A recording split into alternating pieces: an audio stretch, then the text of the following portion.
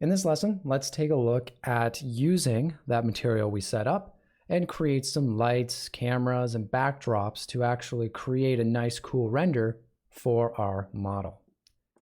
So I'm going to create a new collection, and let's call this stage, and this is where we're going to store all those lights and that backdrop and everything. So within our stage, let's go and create a new plane mesh. And in edit mode, I'm going to rotate it 90 degrees on the y-axis. And I'm going to scale it up by around 15. And 15 looks good for now. We might scale that up a little bit later, but should be okay. I'm also just going to change our color to random. And let's name this backdrop because the colors are a little too close. There we go. It's a little bit easier to see. So in our stage collection, I also want to go and add a camera. So I'll do Shift A and head on down to camera. And that's going to bring in a camera. Now, if we hit 0 on our numpad, we get to go in and see what the camera is looking at. And right now it's kind of in a weird spot, right? It's kind of rotated, it's brought in just a weird orientation. So what I'm going to do is hit Alt and R to clear the rotation. And let's just bring this out on the x-axis here. So now I'm going to rotate it 90 degrees up. And I'm going to rotate it 90 degrees on the Z. So it's going to face our tire. And now if I hit 0 on my numpad, we can see what it's going to look at. So that's not super ideal. Again, the tire's taking up way too much space. So I'm going to just continue to move it back on the x-axis here until we've got it kind of positioned something like that. And I also want to now move our tire and rotate it in such a way that gives a little bit more visual intrigue, because right now this is kind of boring. So I'm going to hit R twice on my keyboard here to move it freely. And we can see actually I maybe haven't moved it far enough. Oh, I haven't moved it out at all. So let's move it out from the backdrop here and go back into our camera. Maybe I have to move our camera just a little bit back now. And now hitting R twice, let's go and just rotate it so that we're getting a little bit of everything. We're getting some of the tread, some of the interior hub. We can see the air cap. I'm actually going to go to our viewport preview mode here so we can see the tire material. This is going to help us a little bit in trying to identify some kind of visual intrigue areas. And maybe I'll just rotate it so we get something like that. Again, dynamic, kind of like an action shot. Now I want to select our camera. And I'm going to come into the camera properties. And I want to change the focal length. Now you can drastically change the overall look of a render just by changing this slider here. So if we go for something a little bit lower, you can see that we'll have to move the camera way far in. Hoping I maybe was a little bit too crazy. But you can see with a very low focal range, we get a very drastically different look for the tire itself. Now I want to go the other direction. And I'm going to head up to 80 millimeters. So what that's going to do, if I just kind of bring this down, is it's going to help flatten out the detail a little bit so that we're going to be able to see a lot more of the tire itself and all of the details that we've gone ahead and either modeled or textured. I'm also going to turn on safe areas here just to make sure that we get our tires not too close to the perimeter or the edges of our camera here. So I try and keep it within these safe guides. And I'm pretty satisfied with that dynamic pose. So once we're satisfied with our posing, let's go and just add a nice material for the backdrop here. Again, nothing too fancy. We just want to keep it nice and kind of low contrast, but something that's going to help our tire here stand out a little bit in our render. So with our plane selected, I'm going to go into the shading workspace once again, and let's just add a new material, and I'll call this backdrop. And on this principled BSDF, let's go ahead and search for checker texture. And if we plug this in, we can see that it's going to give us that cool little checker texture there, which we can change the scale of. And I'm going to do something like 95. And you might notice, depending on your model there, if I just bring this down, right, you can see that it's kind of repeating a little oddly, right? We're getting some of those like really squished pixels there.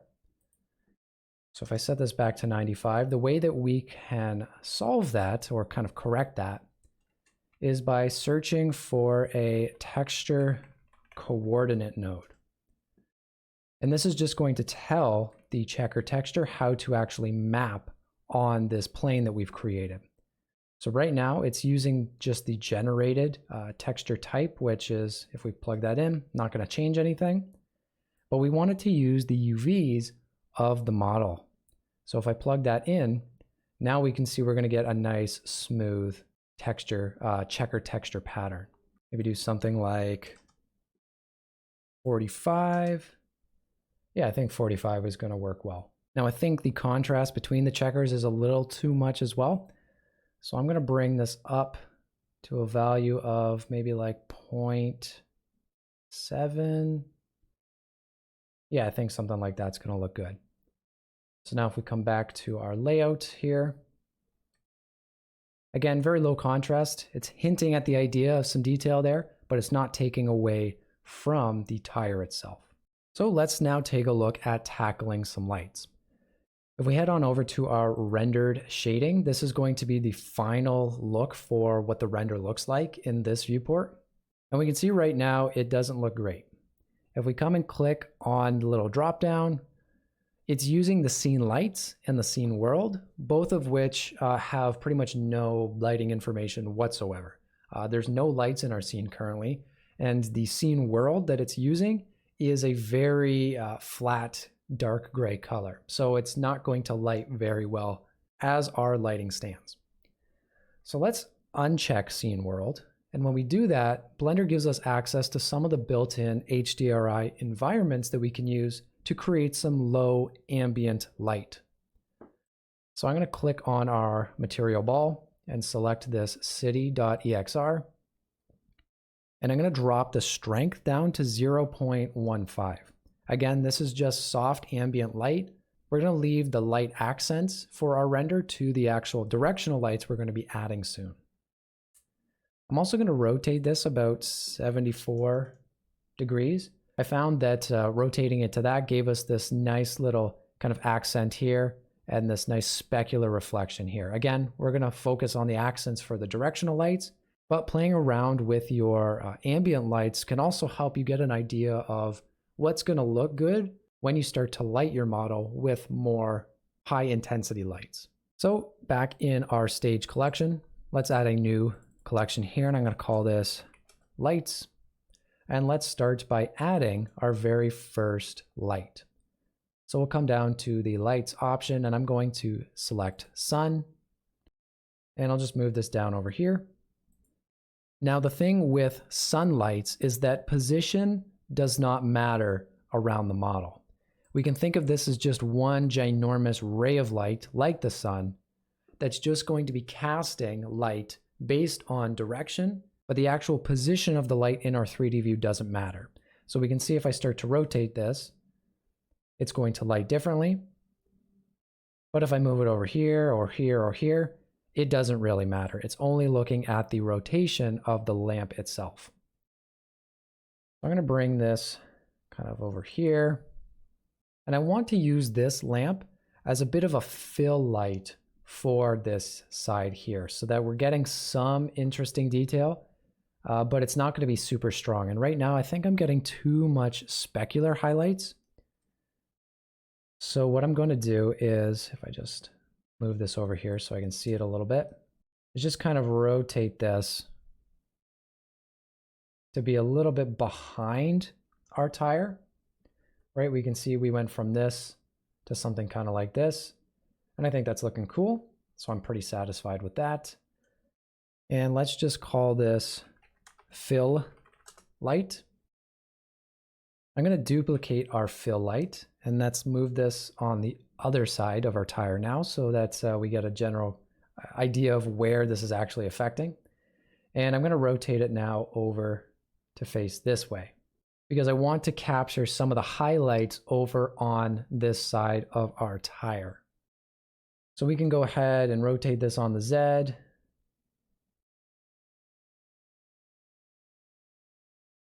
Maybe I can set this to something like 1.25. Actually, maybe 1.5. Again, just to really capture some of that highlight on the nice, left-hand side there. And let's go and call this accent top, so that we know this is going to be one of our accent lights. And I'm going to Shift D to duplicate and move this down. And then I'm just going to rotate this up a little bit. And we're going to use this as another accent light. Now I might rotate this on the Z.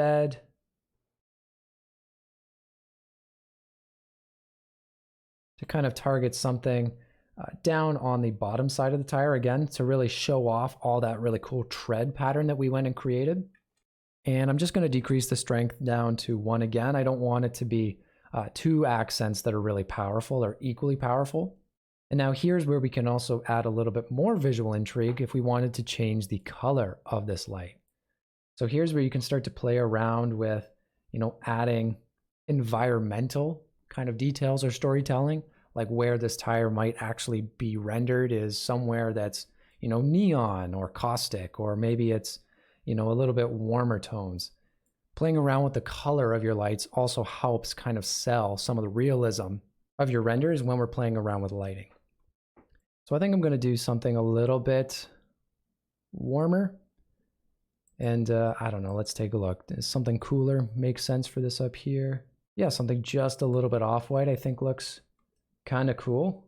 Now, finally, what I want to do is I want to add some lighting to the backdrop and a little bit of underneath our tire here, because I still think it's looking pretty non-contrasted. I think the tire is having a bit of a hard time standing out from our backdrop here. So what we can do is go and add a new light, and this time I'm going to use an area light.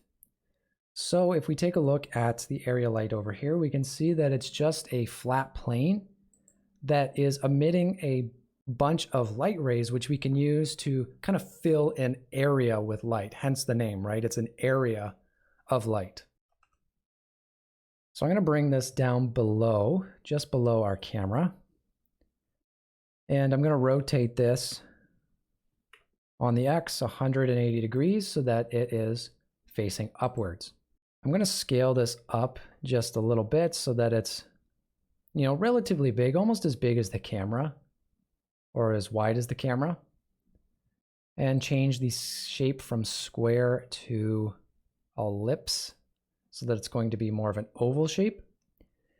And let's bring the intensity or the power up to 100 watts. And actually 100 watts is even too low. Let's try 1000. Get a little crazy with it. There we go. That's looking a lot better. So if I just hide everything, we can see that we're adding a bit of a light gradient below this tire to help kind of really shine a light on it, pun kind of intended, but also help contrast it a little bit from the background as well. And again, we can play around with the color of this light if we felt that it makes sense for the scene. Again, maybe we want to have a nice kind of like blue glow or a purpley kind of spooky red glow. It kind of just depends on what you like. And I might just bring this down a little bit. Maybe let's decrease the power to like 950. Maybe try 850. And that's looking pretty cool. Now, the final thing I want to take a look at is some of the post-processing effects. And we've already looked at that in the previous lesson for our ambient occlusion, but we do have a couple other options in our rendering settings. So the first option below that is going to be bloom. Now, bloom is a little bit tough to see, I think, maybe in this scene here. If we decrease the threshold, though, you'll see that it starts to kind of give everything a nice little haze. So you might be able to play around with this if we decrease the radius and, put the threshold to something like 0.3. And honestly, I think I'm going to leave the bloom off for this. I think it might just blow everything out since we already have a pretty white scene. I'm also going to turn on screen space reflections. So if we take a look here in the rim, you can see it's really visible here because it's actually starting to reflect some of the data kind of in the crevices here and actually interprets some of the light bounce from surfaces that are within close proximity to each other. Now you can go to town playing around with all of these different options here, but I generally just leave it on default. And I'm also going to come down to our color management tab, which should be down at the bottom. And this is going to be the color display of like how it's interpreted within our viewport here. So by default, it's going to be under Filmic, which I'm going to stick with, but you can play around with a couple different types of image displays. And you can also play around with the contrast of your scene. So by default, it says none, but it's actually set to medium contrast. I'm not exactly certain what's going on there. But we can play around with even more high contrast if you want a very crunchy look, or even lower contrast if you want something a little softer. Again, I find that kind of changing that, and I'll just change it back to none, is a little bit too extreme. Personally, it's not very flexible. So what we can do instead is come down to this little use curves checkbox and enable that. And now I want to just give it a little bit of a gentle S curve. And if you're not familiar with the idea of curves or S curves, we're able to essentially play around with the color interpretation of our display here by using a float curve user interface. So I can make our dark values just a little bit darker by creating this initial bend. And if I create a little bit of a higher arch up here, it makes our brighter values a little bit brighter. So that's another way to also just kind of increase contrast. I think the darkness is maybe a little too dark. That's a little bit better. And the reason it gets its name is because depending on how you actually move these, it creates somewhat of an S. Now ours is a very, very gentle S curve, but it's an S curve nonetheless. So that's going to do it for our render settings. Now, I do want to show you, just in case you want to composite this somewhere else, maybe you want to take just the tire render and put it on a custom backdrop that you've created in Photoshop or something. How you can do that is by simply just hiding or turning off your viewport render and coming down to the film option here and turning on transparent. So now you can see that the background has that checker detail. Again, not to be confused with the checker pattern that I had us make for our backdrop. In retrospect, maybe a little confusing. But if we take a look in our 3D scene, we can see that the entire world has this checker pattern. So that if we were to go ahead and render out this image here, it will only render our visible objects and create alpha transparency in the final rendered image, so that we can take this and put it on any type of backdrop that we have in any image editing software.